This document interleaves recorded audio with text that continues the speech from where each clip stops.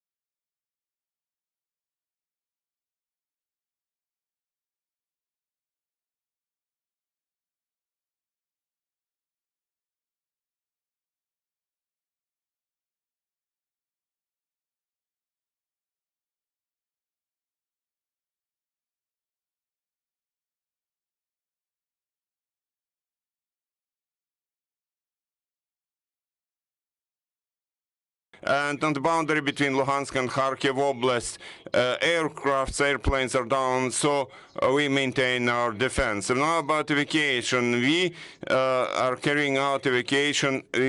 We do it every day, even though there is no ceasefire, no humanitarian convoy. We didn't have it even before. All those corridors were very unclear. But even now we have been evacuating people. We have some video connection problem. Maybe you can try to switch your camera off and on, because we can hear you, but we don't see good. We don't have video connection. So, could please tell us something? You mentioned something about victims among innocent civilians. What's the current situation?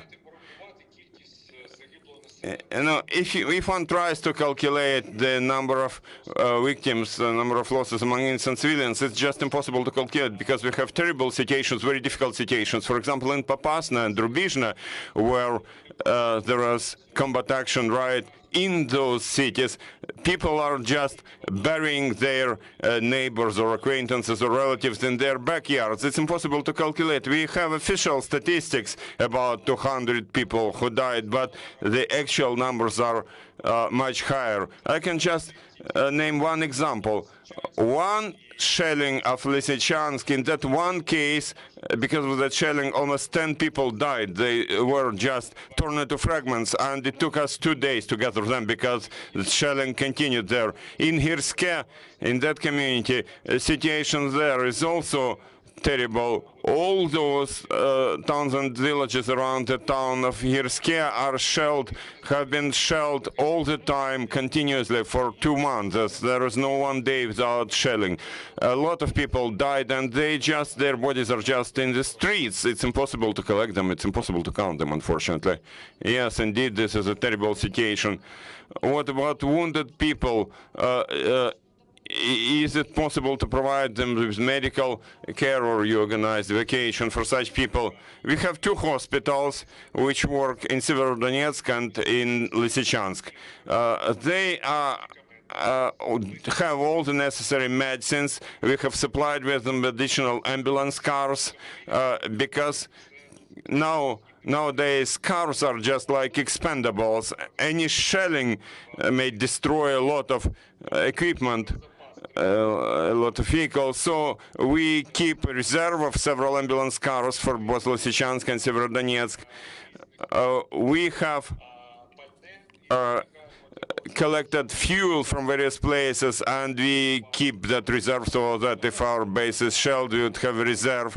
And all difficult patients, we try to evacuate them in Dniprovska Oblast, in other oblasts, because our hospitals would be unable, with increased shelling, would be unable to provide medical care. So they stabilize those patients or those wounded people, and then we evacuate them from the oblast. Mr. Gaidai, could you tell us, we all see that during the last days there have been heavy battle action near Kreminivka, or in Kreminivka. What's the situation there? In Kreminna, sorry.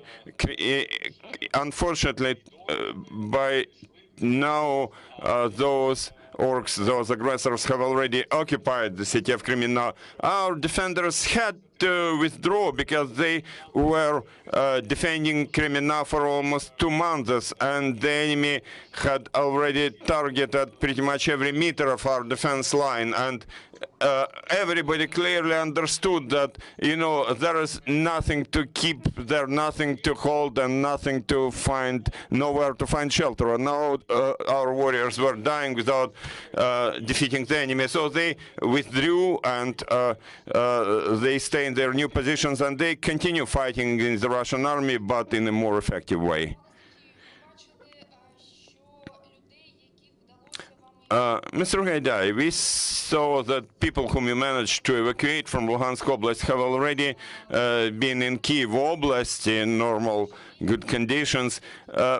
Is there any? Do you have any information about the numbers of people which have been evacuated and which have who have been evacuated, who have left the oblast, and where are they? Because as far as I understand, people managed to provide them with normal conditions, right? Well, in terms of numbers, in Luhansk Oblast, people who resided in territories controlled by Ukrainian government, where we had our defense line after the Russian invasion, it's about 350,000 people.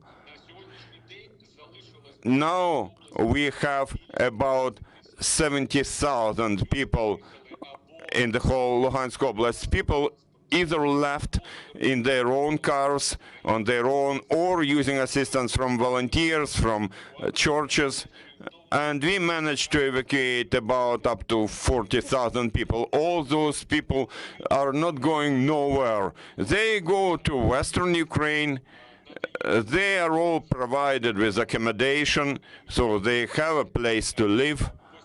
They are constantly provided with normal food, clothing, individual hygienic items, and medical assistance if needed. And then those people decide on their own whether they want to go, and there is a possibility to go to some further to some European countries to get a refugee status there, or to look for a job,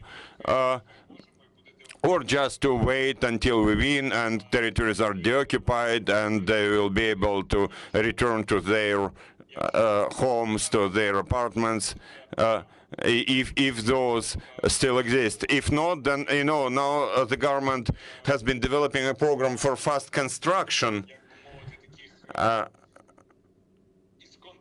that construction would not be some container-like modular temporary residence. No, it's about fast construction of normal residential buildings, 4-story buildings with all those rooms, bathrooms, and everything, like with all those amenities in place. And people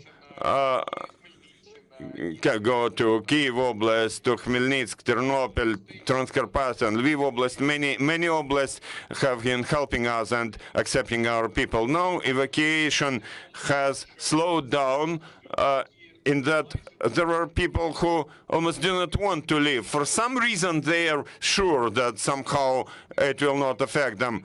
And we have evacuation, not deportation. You know, we don't get people out of our oblast forcefully, but evacuation takes place every day, and it doesn't matter, be it 1,000 people or 100 people, and maybe 20 or 30 people will still continue working until the very end.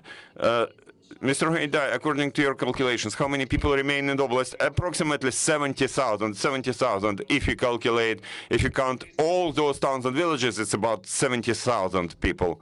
We also saw some information that most of towns and villages in Luhansk Oblast do not have electricity supply. Is this the case? Well, with Russian shelling, almost all critical infrastructure has been broken. It's not just about electricity as such. Now, we can say that it's almost impossible to restore water supply. We need to construct it anew. It's about water supply, about electricity, about natural gas supply. It's all the same. Everything has been completely broken. And our repair teams which go on site, sometimes they repair something and there is electricity supply for 1 hour, but then there is shelling in some different place and again it's broken. So this is a permanent, ongoing process. They're still moving around trying to restore it, but this is a huge problem. Mr. Haidai, thank you for joining us. Thank you for your work. Thank you for finding time to join us. Thank you. Stay strong, and we will get back to you, dear friends, at 2 p.m. Thank you, and stay with us.